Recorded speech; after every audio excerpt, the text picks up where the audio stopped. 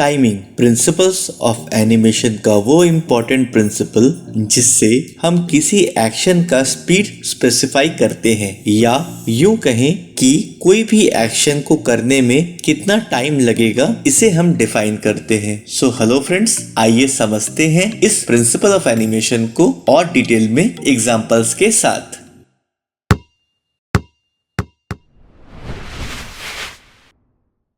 So friends, आप यहाँ पर देख सकते हैं कि किस तरह से हमारा जो बाउंसिंग बॉल है वो एक पॉइंट से ग्रेजुअली शुरू होता है और हमारे ग्राउंड की तरफ आता है और बाउंस बैक करके वो एक पोजीशन पे आ जाता है और यही प्रोसेस धीरे धीरे चलता रहता है। नाउ अगर आप गौर से देखें तो यहाँ पर जब बॉल बाउंस होना स्टार्ट होता है तो वो ग्रेजुअली अपनी स्पीड बढ़ाता है और उसके बाद धीरे धीरे उसकी स्पीड टुवर्ड्स ग्राउंड बढ़ती है और ग्राउंड से बाउंस होने के बाद वो वापस से एक स्पीड में उस पोजीशन तक जाता है जहां तक वो जा सकता है और जाते हुए ग्रेजुअली उसकी स्पीड धीरे धीरे घट जाती है, जैसा कि आप अभी स्क्रीन पर देख सकते हैं। यानी ये जो टाइम का वेरिएशन है पॉइंट ए से पॉइंट बी तक जाने का, इसे ही हम टाइमिंग प्रिंसिपल से डिफाइन करते हैं। अगर यही बॉल एक नियत स्पीड से चलेगी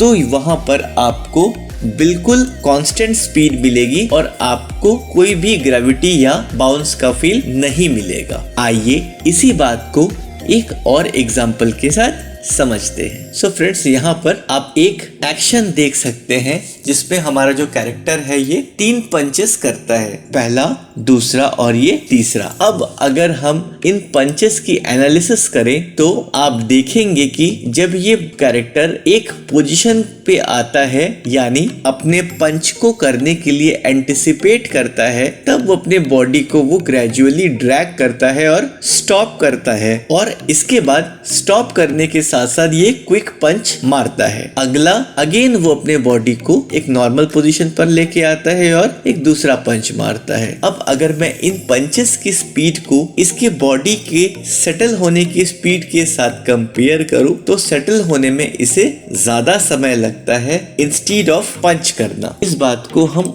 और क्लियरली देख सकते हैं अपने आखिरी पंच में कि यहाँ पर जो हमारा हैंड है उस कैरेक्टर ने पीछे की तरफ लिया और उसके बाद उसने अचानक से एक पंच को मारा। अब अगर आप यहाँ पर देखें तो हमारी जो स्पीड है ये 46 फ्रेम पे इसका राइट हैंड नॉर्मल है, 47 फ्रेम पे ये बैक कर रहा है, 48 फ्रेम तक इसने पंच को पूरी तरह से एंटिसिपेट कर लिया है और 49 फ्रेम पे इसके हाथ से जो पंच है वो निकल चुका है। यानी 48 फ्रेम तक, या हम यूं कहें कि ये जो सेटलिंग एनिमेशन था या ये एंटिसिपेशन ऑफ पंच था, ये यहाँ पर इसके हाथ का इसके शोल्डर के साथ डिस्टेंस और 49th फ्रेम पे इसके हाथ का इसके शोल्डर के साथ डिस्टेंस डिफरेंट है, जिसके वजह से जो हमारा एक्शन है वो एक क्विक एक्शन लग रहा है which is next to a real punch, जो कि उसकी रिक्वायर्ड मोशन है।